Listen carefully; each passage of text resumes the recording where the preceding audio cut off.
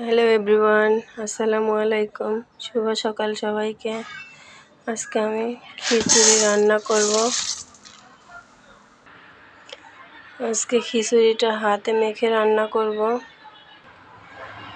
প্রথমে দিয়ে দিলাম মরিচ, পেঁয়াজ, রসুন।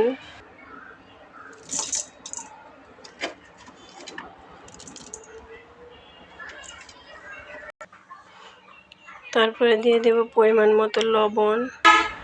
তারপরে দিয়ে দেব 1 টেবিল চামচ হলুদের গুঁড়া। এরপর দিয়ে দেব তেজপাতা, গোটা জিরা, গরম মশলা।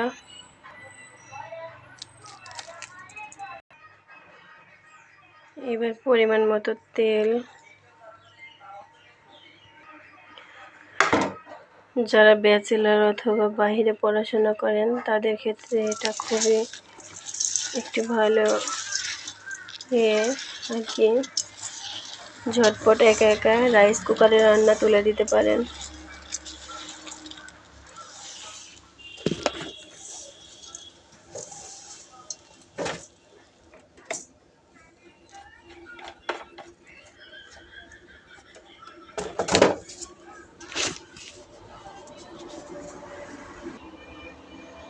এখন এগুলো সব কিছু 5 মিনিট ধরে সুন্দরভাবে মেখে নিতে হবে, খুব ভালোভাবে।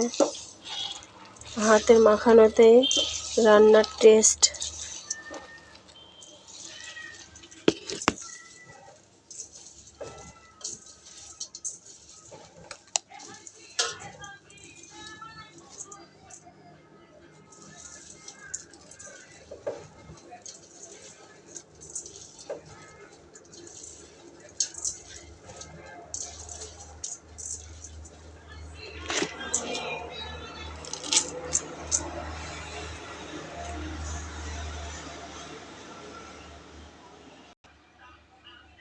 দেখুন খুব ভালোভাবে মাখানো হয়ে গেছে আমার।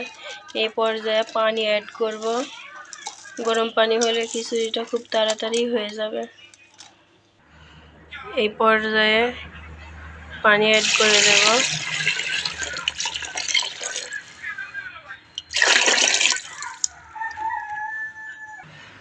দেখুন আমি পানি অ্যাড করে দিছি।